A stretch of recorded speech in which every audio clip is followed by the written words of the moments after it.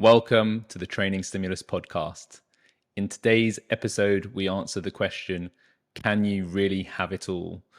We're rejoined by a very special guest, Mr. Lewis Ferns, to discuss hybrid harsh truths.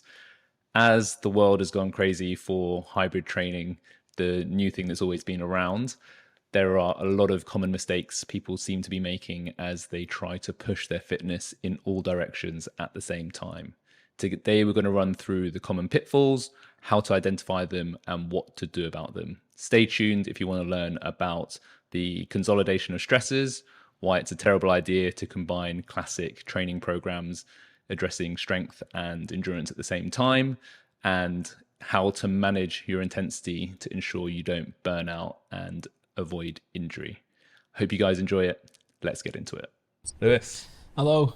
How are you? I'm good. How are you? Good. Bit tired. Yeah. Bit of kickboxing. How was your first session? It's good. Knuckles are sore. Not used to punching things. Yeah. Well, I don't really punch stuff anyway. Just people. Not things. Just people. But yeah, it's good fun. I enjoyed the challenge of thinking a lot.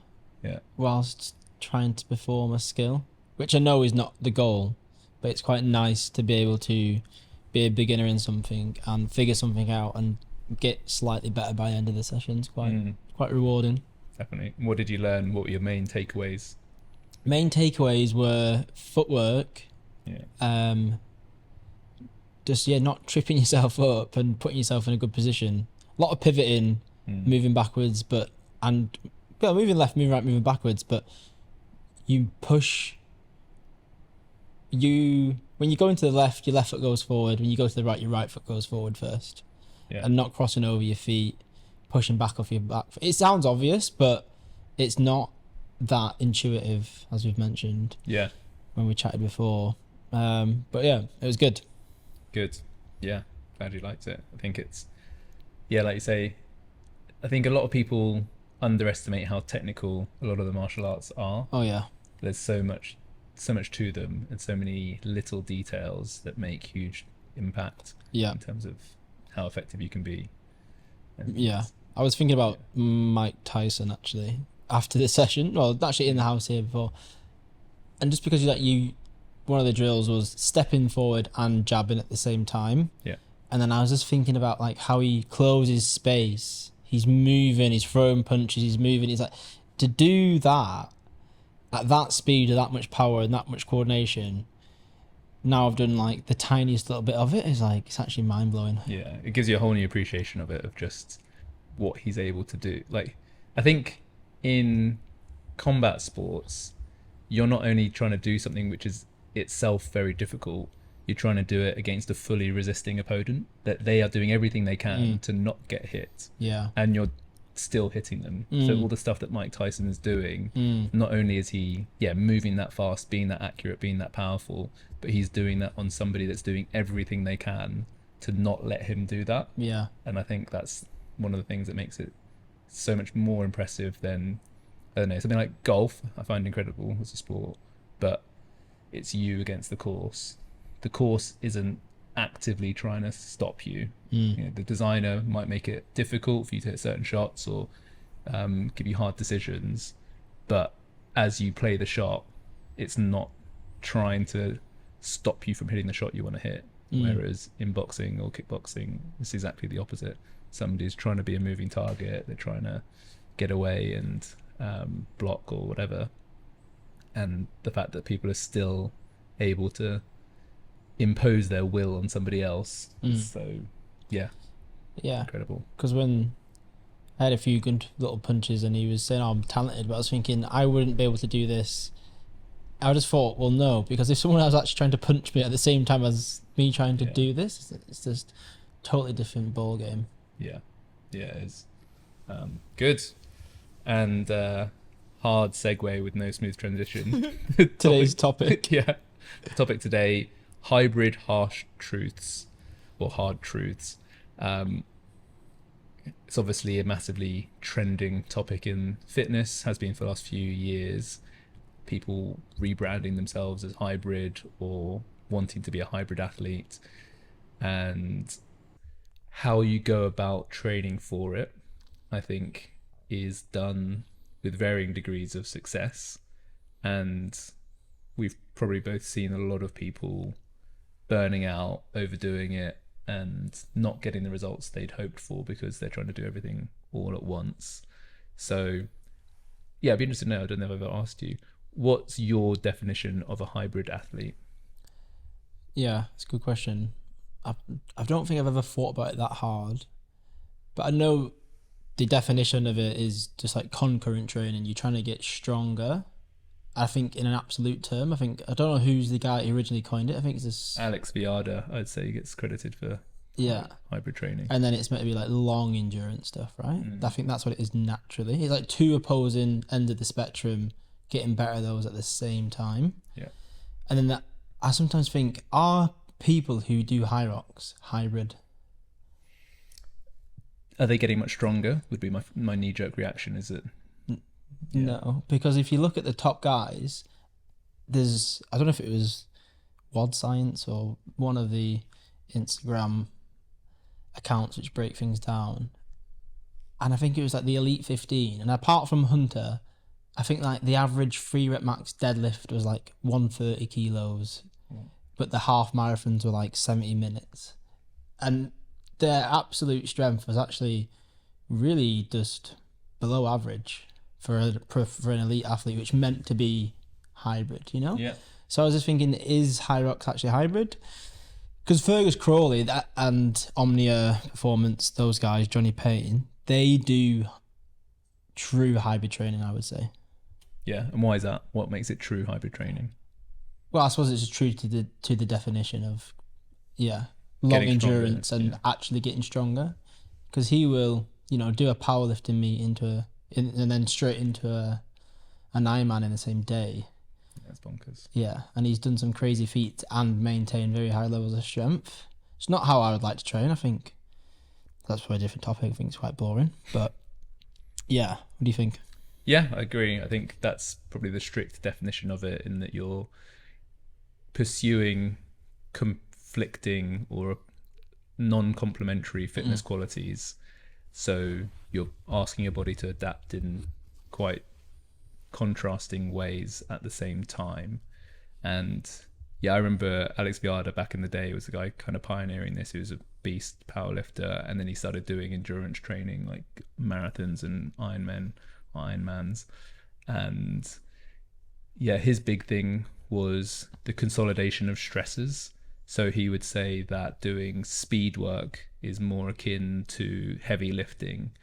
So you almost think of those as different systems that need their own recovery. So say you do your heavy and fast work early in the week, and then you rest that system of the body, the like fast twitch systems. And then towards the back end of the week is where you do your more slow twitch, more endurance work. So then the fast twitch is resting while you're training the slow twitch, and vice versa. And that's sort of how he managed to push in both directions concurrently. And I think most people take some of that on board, but I think, the harsh truths we're going to talk about today, one of them, it kind of covers common mistakes as well, is people thinking they can have it all and they can follow a full-on strength program as well as a full-on endurance program. And I've seen lots of people go about this in various different ways, but they might be doing CrossFit classes, then they'll do 5-3-1 strength program in their free time, and they'll also do half of a marathon plan or most of a marathon plan as well. So they're actually doing 2 or 3 full programs worth of training, because they're like, oh, that's where I get my strength, where I get my endurance. But all of those programs have been designed to be done as the only thing that you do. So you're essentially asking your body to recover from double or triple the normal volume. And people just can't, you just can't adapt that fast to those different demands at the same time. So what's been your perspective on seeing people pursue these hybrid athlete programs, or what have you seen that's been good? What have you seen that's been bad? Yeah. To be fair, I've not really delved deep into people's programs. I've just seen things from afar. And I suppose because I've done CrossFit for so long, it just seems like that is technically hybrid. And I suppose there's more things going on, there's more skills to learn. But what I see as hybrid nowadays is bodybuilding, more like hypertrophy. Or a bunch of bodybuilders or guys who went to the gym who are just bored and now are running. They want to be lean and athletic and be able to, do something with the body versus just look good. Yeah. So I don't know. I suppose I'll put that question back to you. Where would you see what's been done well and badly? Yeah. I think for me, it almost comes back to the definition of like, what do you want to be as a hybrid athlete? Like, it's not a hard definition to say that you're training for conflicting goals. Even that has a lot of room for interpretation. Like bodybuilding and endurance running, they're conflicting goals, like getting big and running long distance races. They're not complementary goals. So you could argue that's hybrid. Same goes for powerlifting or weightlifting. They're not naturally complementary types of fitness. So because Nick Bear, he's coins himself as the hybrid athlete, and he's definitely like a pioneer in that YouTube space where he's inspired a lot of people to do it. But he's now going into high rocks, but he was doing obviously crazy marathon times with I'm guessing he's like 90 kilos. He's huge, but he's just like ex-bodybuilder.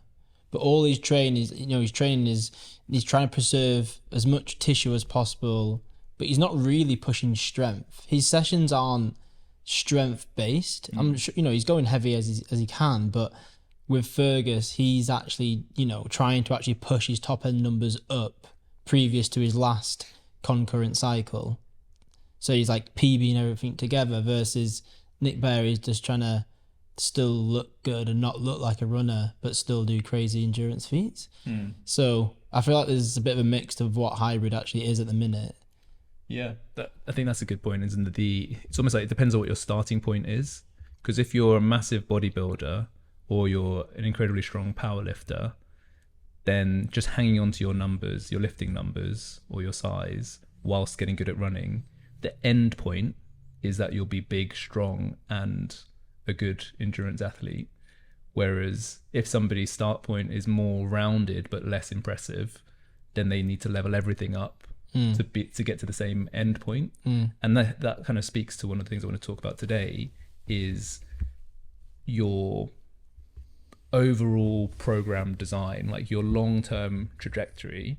Is it better to be training everything all at once, or are you better off periodizing to have a big strength block, then have a big endurance block, where if you just let the endurance simmer or slide back slightly for a period of time, the strength gains you make by having a strength focused block, and then you do the opposite where you let the strength simmer or slide back whilst you have an endurance block. Say we do 6 months strength, 6 months endurance. At the end of the year, are you in a better position than somebody who's done 12 months of concurrent training? And based on absolutely no evidence whatsoever, I would guess that you would be in a better position, because you can just divert all of your recovery resources to one type of fitness, and you can hang on to it much more easily than you can gain it in the first place. Like say, I don't know, let's put some arbitrary numbers in. Those high rocks guys, say their 3 rep max is 130 kilos. If in 6 months they get their 3 rep max up to 150 kilos, and then they do an endurance block for 6 months with like low level maintenance strength work, they're probably not going to lose. They're not going to slide back to 130 kilo 3 rep max over 6 months. If they're touching it, once every 2 weeks even, they're probably going to hang on to a lot of that absolute strength, but they're going to be able to get a lot fitter. Whereas if they're trying to get their deadlift moving upwards whilst working on their endurance for the whole year, maybe they can end up in the same position. And I think like I say, it's based on absolutely no evidence whatsoever, but intuitively, I feel like if you're able to put more eggs in fewer baskets, you're going to make more progress. And if we look at, I guess Nick Bare's a great example there, in that because he's already accumulated a lot of size and tissue, he can put all of his eggs in the endurance basket and be operating at a high level on both areas. Whereas I'd say Fergus is more of the exception in that he has to be so dialed in to be doing both at the same time.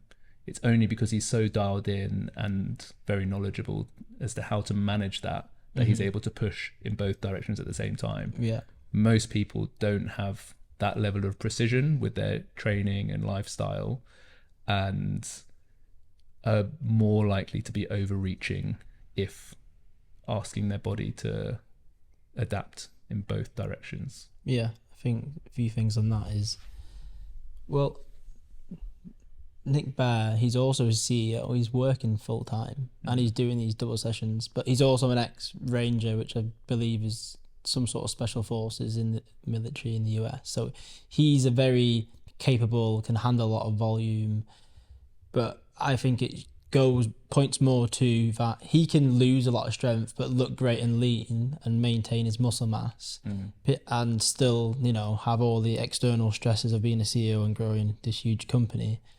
Whereas, Fergus, he's way more dialed in. He's pushing his numbers up. He's not super lean on his race days. He's carrying a fair bit of fat, where Nick is just absolutely shredded. So, but then it goes back to people more look towards, I believe, Nick, and they want to be like that because it just looks better. And they don't understand why they don't look like that. I think that's a common misconception, is why don't they look like that? Because they've not spent 20 years doing bodybuilding, and they may have done a little bit of bodybuilding or just did a little bit of CrossFit or done some random classes which are Barry's or whatever, and then they get into it, and their level of progression of putting on some size and getting fitter is just going to be so drawn out, unless they're a hyper responder and they do they can put tissue on naturally. But I don't know. I think that's very accurate. There's a lot of people who almost have expectations detached from reality, in that they think they can put on a lot of mass whilst improving their marathon time, and just from a calories point of view, that's going to be so difficult to eat in surplus whilst also fueling huge expenditure for endurance training. Okay, so what else would be a slap around the face to wake people up as to the realities of hybrid training? If you do want to have it all, you want to be big, lean, strong and enduring, what else should the average aspiring hybrid athlete wise up to? Well, if you're skinny, you're gonna just not do an endurance for a long time, really. I think you can do some base building zone 2 stuff, but not that much volume where it affects your calories in, calories out, and you need to eat a shit ton more, and simply just need to focus on getting big, if that is the true goal of wanting to be big and enduring. I think that's probably the main thing. But what do you think about CrossFit being hybrid training? I mean, it's definitely mixed modal. You're definitely training lots of different fitness qualities.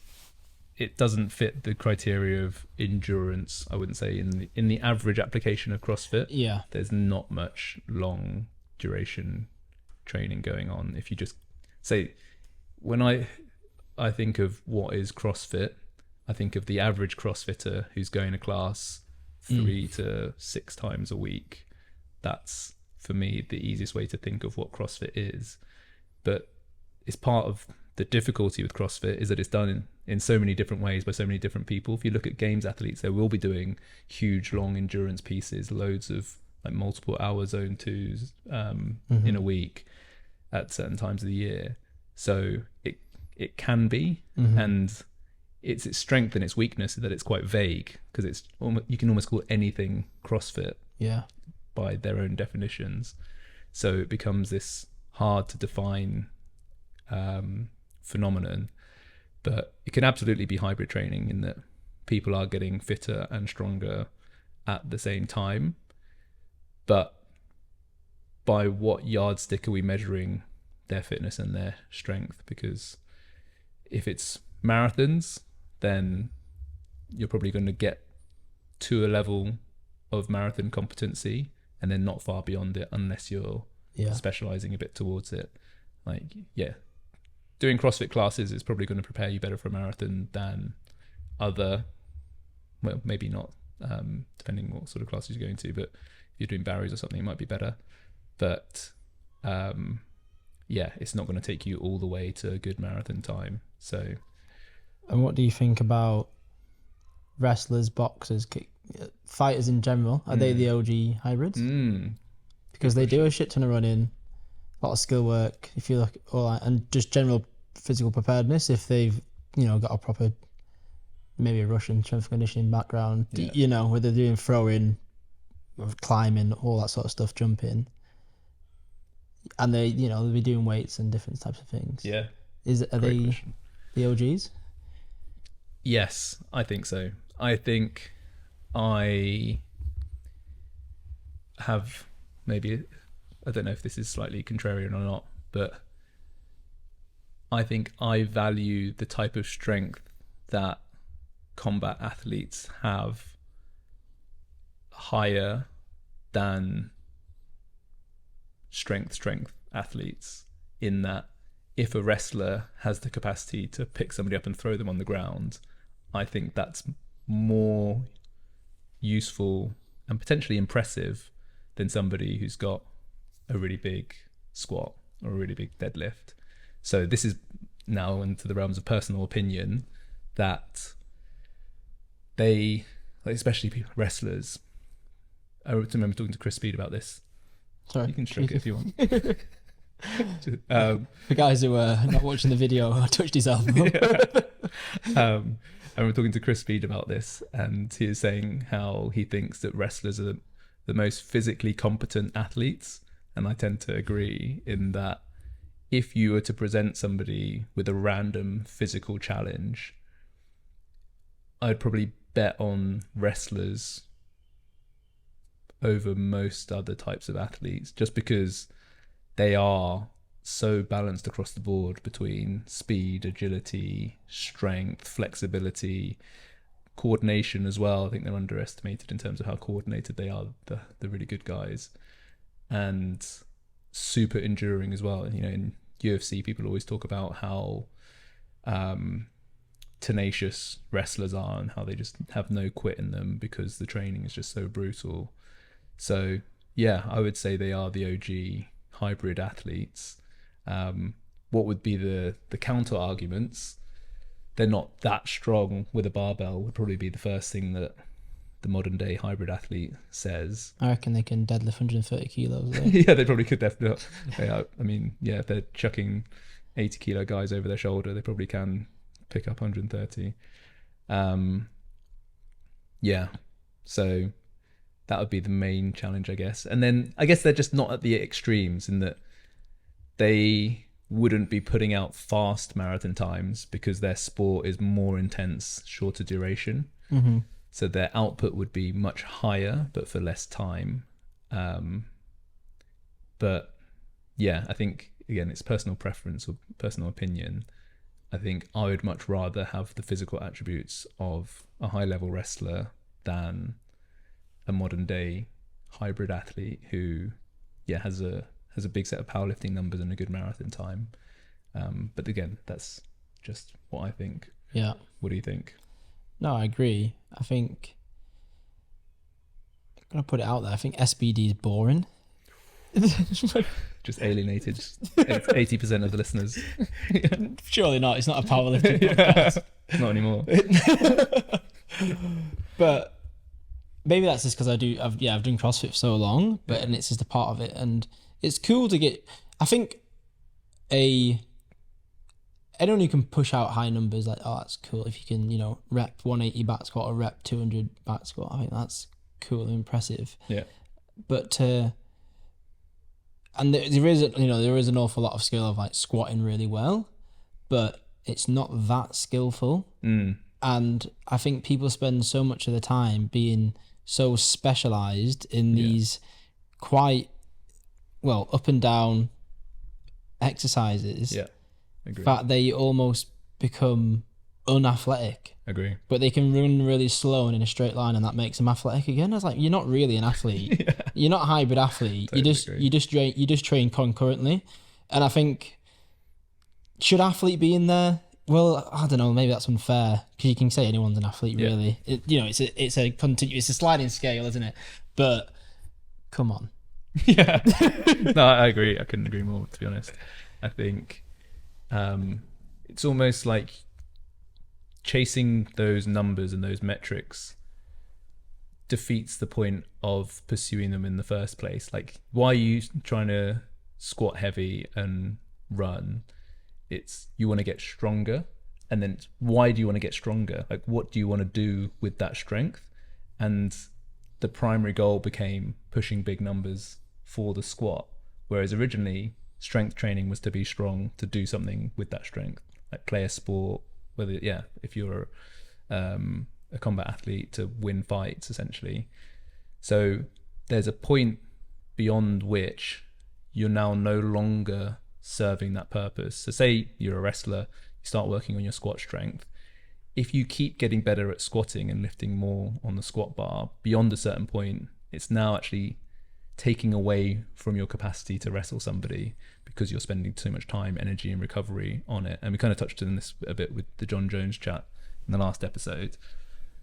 But having that priority in the back of your mind of like, why am I doing this? Like, how much further do I want to take my capacity to lift heavy barbells? Because at some point it's going to be at the expense of other types of fitness. And like you say, if you can only run in a straight line very slowly, but you've added 10 kilos to your already huge squat number, are you in a better position? Or could you have invested that training energy into other types of athleticism to be a more rounded athlete and feel or be able to do more different, possibly better things? Yeah. That's sort of the way I see it now. Yeah, I would be interested in someone, and it might happen that they take hybrid training down a more like sprinting, power-based route. I think that would be really cool, and I'd probably jump on the bandwagon of, wherever it is, 60-meter sprints, heavy power cleans, jumping real far, and also, busting out, halves, full marathons, ultras, and doing that concurrently whilst looking like pretty jacked as well. Yeah, I think that would be like hybrid. Agree. You could, do some mixed modal stuff. You could do a high rocks. Yeah. That's part of the criteria. But I think sprinting, that just shows a high level of capacity. And I've not sprinted for a long time. Yeah, that's right. Decathlon. That's it, mate. That's the answer, isn't it? It's Bruce Jenner. Exactly. Yeah. It's staring us in the face all this time. And we've sort of come around full circle. I think that event was designed to test people across a broad spectrum of different types of fitness. Yeah. And yeah. Well, I wonder how I've never thought about that. Well, I thought about that's the ultimate athlete, but their training, I can't imagine they're doing. Do you reckon they're doing segmented blocks? He was doing 6 months, 6 months. If someone's weakness is, the 1500 meter, I think that's an event, isn't it? I think so. Yeah. Yeah. Or shot put or something. That's like, you could train those concurrently because they're kind of complementary in a way that they don't affect each other. Yeah. Upper body rotation and push. Yeah. Yeah, I think you would be able to do more of them at the same time without too much negative effect. I actually have no idea what a program from a decathlete would look like. I'm gonna Google it after this podcast. A lot of volume. Yeah, a lot of volume, but it's probably quite high bang for buck sessions. Like, you don't have the luxury of just working on your sprinting and that being the only thing you're doing. So I guess the good decathlon coaches would be able to prescribe very surgical interventions to be the thing that's going to unlock, to yield the most benefit to their score. And this is where it gets a little bit like CrossFit, in that not having weaknesses can end up being better than having big strengths, because if you bomb one of your 10 events, that basically can put you out of contention. So it's not just about what yields the most in an individual event, it's about what brings up your overall score the most. So it might be just going from 10th to 7th in one event instead of 2nd to 1st. So yeah, I think decathletes are real hybrid athletes. I love the throws as well, having that sort of explosive power as a test rather than just raw strength. Do you think that they train with minimum effective dose then, or are they doing maximum recoverable volume? I think all elite athletes tend towards maximum recoverable volume. Yeah, but that's not what I would recommend for most people listening to this, in that you're flirting with overtraining when you're asking your body to do as much as it can, and when you don't have the life of a professional athlete, there's a lot more spanners that can get thrown into the works. You know, you have an emergency at work or some sort of family thing going on. I mean, that happens to athletes as well, but I think it's just much more likely that you have a bunch of stress arise from somewhere other than your training part of your life. So you're much more likely to fall into overreaching than a professional athlete. And what you're saying there about minimum effective dose, I think most people would benefit from erring towards minimum effective dose rather than maximum recoverable volume, because then at least you're moving forwards. Like, if you are trying to train concurrently, you are trying to have your cake and eat it, don't push your luck and try to make the fastest gains possible in all areas at once. If you're improving across the boards, then you're doing pretty well. And how does the everyday athlete know that they're flirting towards the maximum recoverable volume? I think it's quite hard to define, right? It is, yeah. I think the first thing would be losing your snap in training. Like, when you just turn up feeling flat more often than not, and you don't have that push to like grind out the last reps, or to, you know, finish your last interval with power, and, you know, not seeing a big drop off. The other one is just purely performance related, in that if you're struggling to progress in your numbers, if you're struggling to progress in your times and your splits, then your body just isn't adapting anymore. So you're beyond a training volume that you can recover and adapt towards. So that's probably the biggest red flag. You've probably been doing it for a little while if you've got to that stage where you're no longer able to progressively overload your training. Your body is literally telling you, I can't keep up with this. Like, what you're asking me to do is unsustainable. So yeah. How do you suggest people pull themselves back? Do you suggest a deload? Do you just suggest eat more food, try and sleep more? Eat more food, sleep more, for sure. And yeah, it's a hard one. It's something I struggle with myself, to be honest, to dial things back unless you're absolutely forced to do so. I think it takes humility and what's the word I'm looking for? Just being able to face up to reality. Like, if you're getting all these signs that you're not recovering well, your performance isn't increasing, then trying harder and doing more probably isn't going to help. It may have helped a year ago when you were fresher and less burnt out. But I think if you take a week off or take a deload week where you do half your volume and then you feel better and you are able to push again in training, it's not a sign that you should just jump back to what you were doing the week previously. It's probably a sign that it was rest, it was volume that was the thing, because by taking it out, you've now got back to an adaptive state where you're actually able to respond to your training. And I think anyone who's slightly competitive struggles with this, because you want to be doing as much as you can. You probably enjoy your training and want to leave no stone unturned. But I think the sad reality is, especially if you're pushing in multiple areas at the same time, you don't have that many eggs to put in all your baskets. So you've got to be happier putting less in for the sake of roundedness and alternative fitness qualities. Yeah, something I noticed as well when I stopped doing CrossFit, well, yeah, competitive USA, and took a period of time off, and I think I felt like for 3 months, because I had such reduced volume, but I was actually getting fitter and fitter, and I did some strength training, and I was getting stronger and stronger, and I was PBing, and I was like, I just don't know what's going on. And it's probably because for about 5 years I've been teetering on the edge of maximum recoverable volume, and I wasn't recovered enough, and then I had this 3 months where just the super compensation effect of all the training I've done, and it was just all coming to fruition. Yeah. And funny enough, I thought this was going to last forever, and it definitely didn't. But I probably could do more volume again. I've kind of gone the other way, where I suppose you do less volume now too than you did. Yeah.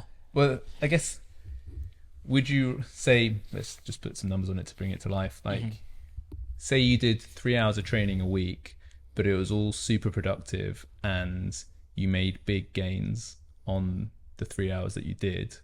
Or would you rather do 9 hours a week and your progress is actually slower and each session feels like a grind? It's a hard decision, because if you love training, then just the time in gym is enjoyable regardless of the gains.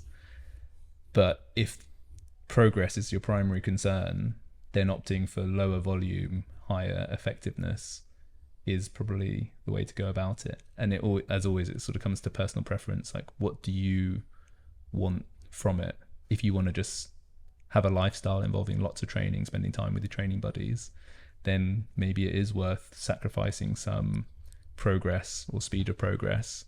But if you're all about getting the best time at your next high rocks, then maybe you should just try to dial it back a little bit to get more out of the less training that you're doing.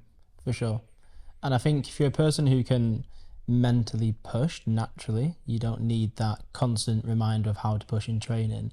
Going into a race pretty fresh can do you wonders, but most people just don't believe that they can still perform and, be fresh. They have to have this residual fatigue. And a few of my clients who, they've been injured for a long time and they're just used to just redlining it and pushing hard in CrossFit all the time. And that soon changes when they get on a program, and they like the change because they don't feel bad after every session. They get into the car sometimes and they feel good, which is a surprise.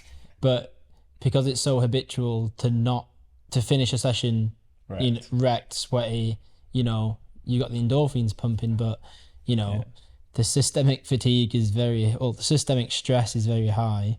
And when you're trying to recover from injury or get strong, splitting your strength days up and your conditioning days up can massively do wonders. Just even recovering from training, but definitely from recovering from injury too. Big time. Yeah, I've had several people where they've done, they come from a background of 5 or 6 CrossFit classes a week, smashing themselves every day, emptying the tank, and then put them on a more productive program, just focusing on their priorities.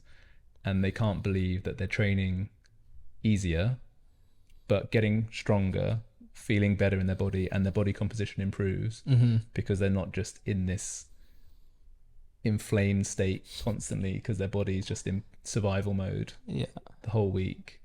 And it's almost like it's a similar phenomenon to when you give somebody a few more calories and they start finally losing weight. They're like, but I don't understand. It's like, because you've just got out of survival mode. Your body was freaking out because it thought it was going to die. So it's hanging on to every calorie it could.